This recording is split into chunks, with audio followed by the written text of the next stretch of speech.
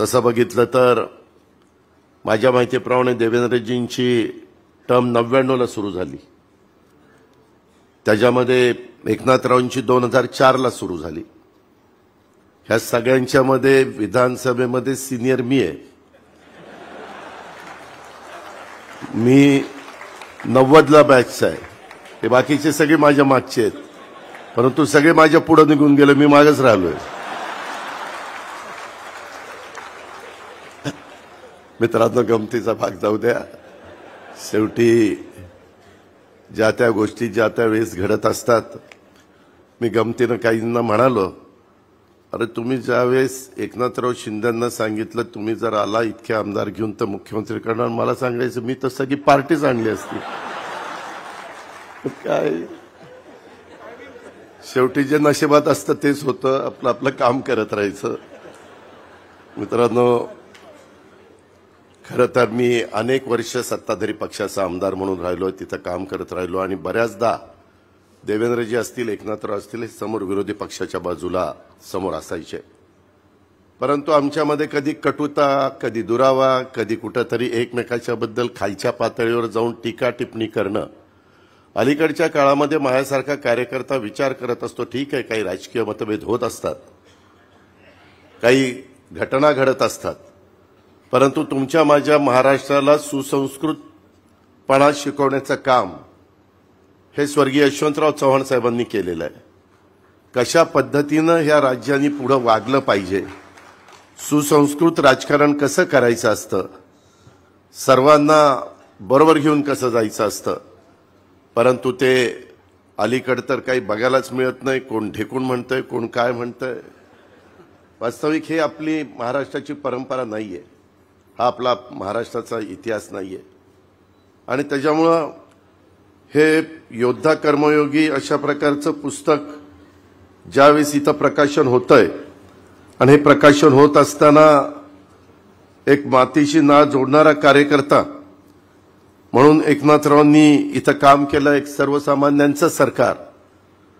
मी अनेक मुख्यमंत्री बघितले. माझी सुरुवात झाली 30 मुळात सुधाकरराव नाईक मुख्यमंत्री असल्यापासून मी विधिमंडळामध्ये गेलो आणि त्याच्यानंतरच्या काळामध्ये पवारसाहेब मुख्यमंत्री झाले, मनोहर जोशी झाले, नारायणराव राणे झाले. त्याच्यानंतरच्या काळामध्ये विलासराव, सुशीलकुमार शिंदे, अशोकराव चव्हाण, देवेंद्रजी, पृथ्वीराज बाबा, बरेच मुख्यमंत्री झाले. परंतु एवढं माणसामध्ये मिसळून सारखा गराड्यामध्ये राहणारा मुख्यमंत्री मी हा पहिलाच बघितला. म्हणजे कधी कधी तर मी वैतागून जातो. माझ्या शेजारी देवेंद्रजी बसलेले असतात आणि म्हणलं हे कॅबिनेट आहे का काय चाललंय काय. त्या कॅबिनेटमध्ये पण आम्ही राहतो बाजूला, बाकीचेच येऊन तिथं डोकंच खुपसतात आणि माझं हे काम, माझं ते काम, माझं ते काम. अतिशयोक्ती नाही. आजपर्यंत एवढे राज्यांनी स्वर्गीय यशवंतराव चव्हाण साहेबांच्यापासून एकनाथराव शिंदेंच्यापर्यंत मुख्यमंत्री आपण पाहिले, परंतु सगळ्यात जास्त लोकांच्या येणाऱ्या अर्जावर ह्या काळामध्ये सह्या करणारा कुठला मुख्यमंत्री असेल तर ते एकनाथराव शिंदे. मी त्यांना कधी कधी म्हणतो, अहो तुम्ही सह्या करता हे काय चाललंय, कुणीतरी काहीतरी करेल, जाऊ द्या लोकांच्या करता करायचंय आपल्याला काय. अशा पद्धतीनं त्यांची कामाची पद्धत.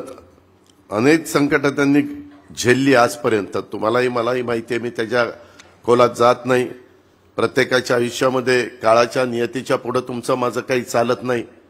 आपल्याला त्याच्यातनं सावरावं लागतं आणि पुढे जावं लागतं आणि त्याच्यातून पुन्हा एकदा समाजाला आधार देण्याचं काम करायचं असतं.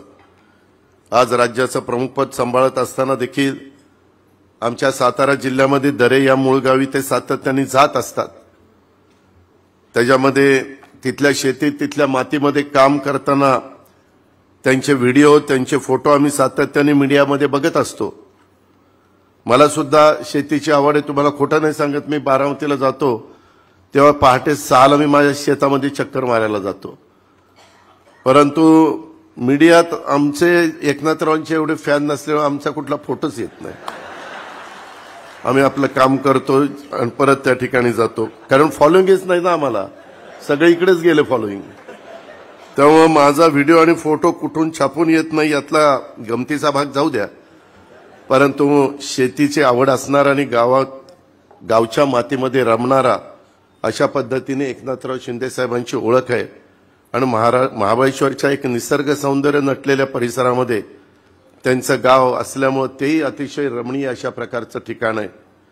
मात्र मला कोणाची थोडंसं ऑडिट करायचं नाही आमच्या सहकाराच्या भाषेत, परंतु लेखकांनी पुस्तकातल्या दुसऱ्या प्रकरणामध्ये पान नंबर 14 वर मुख्यमंत्री महोदयांचं दरेगाव हे सातारा जिल्ह्यातील जावळी तालुक्यामध्ये असं लिहिले, ते महाबळेश्वर तालुक्यामध्ये। पूर्वी जावळीमध्ये होतं, परंतु आत्ताच्या घडीला ते महाबळेश्वर। काय पालकमंत्री शंभूराज देसाई बरोबर आहे। त्याच्यामुळं तो संदर्भ त्यांनी जरा बदलावा। मी कालच पुस्तकाची PDF कॉपी बघताना ते माझ्या ध्यानात आलं। त्याचबरोबर पुस्तकाच्या मुखपृष्ठावर शिंदे साहेबांचे गुरुवंदनीय बाळासाहेब ठाकरे धर्मवीर आनंद दिघे साहेबांचा फोटो हवा होता असं माझं मत आहे। त्याच्यामध्ये ते अधिक संयुक्तिक झालं असतं, ते त्यांनी टाकावं अशी माझी सूचना आहे। मी हे पुस्तक अजून संपूर्ण वाचलं नाही, संपूर्ण वाचून आणखीन काही सुधारणा करा माझ्या लक्षात आलं तर मी जरूर तशा प्रकारच्या सुधारणा त्यांना सुचवील। परंतु ठाण्यातला शिवसेनेचा किसान नगर शाखेचा शाखा प्रमुख राज्याचा प्रमुख बनतो काय ही साधी बाब नाही। हा प्रवास अतिशय खडतर आहे, खूप संघर्षाचा आहे। कोणती राजकीय पार्श्वभूमी नसताना शिंदे साहेबांनी ते मिळवलंय, यात त्यांचं कर्तृत्व आहेच, मात्र त्यांना साथ देणाऱ्या सर्व सहकाऱ्यांचा सुद्धा मोठा वाटा आहे, हे आपल्याला विसरता येणार नाही। मला वाटतं त्यांच्या या यशस्वी वाटचालीमध्ये जसं त्यांच्या आईवडिलांच्या संस्काराचा भाग आहे, तसंच त्यांच्या धर्मपत्नी सौभाग्यवती लता वहिनींच्या देखील खंबीर पाठिंब्याचा सुद्धा वाटा आहे। त्यामुळे या निमित्तानं मी सौभाग्यवती लता वहिनींचं देखील मनापासून अभिनंदन करतो। शिंदे साहेबांच्या आयुष्यामध्ये आजपर्यंत अजून अनेक कटुप्रसंग त्यांनी झेललेले आहेत, ही पण गोष्ट आपल्याला सगळ्यांना माहिती आहे। एक कट्टर शिवसैनिक, एक धडाडीचा कार्यकर्ता, धाडसी नेता। शिंदे साहेबांचे अनेक रूप या पुस्तकातून आपल्या समोर येतात, मात्र नातवावर प्रेम करणारा प्रेमळ आजोबा या पुस्तकात फारसा दिसला नाही। एकच छोटा पॅराग्राफ नातवावर लिहिला, एकच। काय मला डॉक्टर प्रदीप ढवळ जरा उदयला विचारायच्या ऐवजी थोडा माझा सल्ला घ्यायचा होता। उदयला मी राष्ट्रवादीचे युवकचा अध्यक्ष केला, नंतर आमदार केलं, नंतर मंत्री केला। त्याचा गुरु मी आहे। दीपक केसरकरला मी तिकीट दिलं, त्याला विचारा तोंडावर।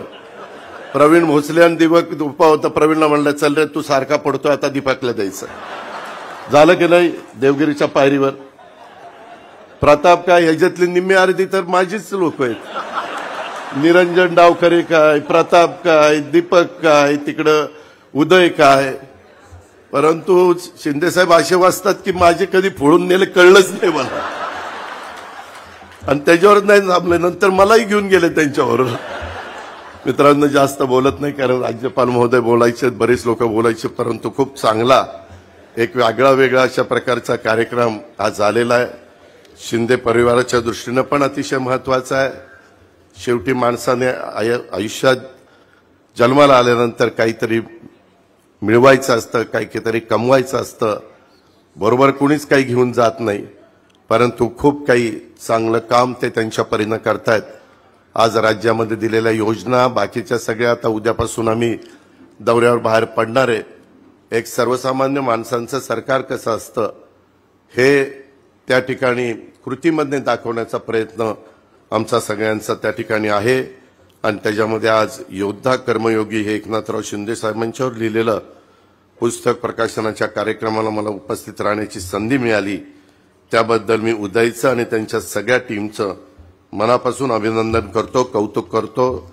त्यांना पुढच्या वाटचालीच्या शुभेच्छा देतो। असंच इतरांच्यावर पुस्तकं लिहावीत अशाही प्रकारची सूचना त्याला करतो। थांबतो। जय हिंद, जय महाराष्ट्र।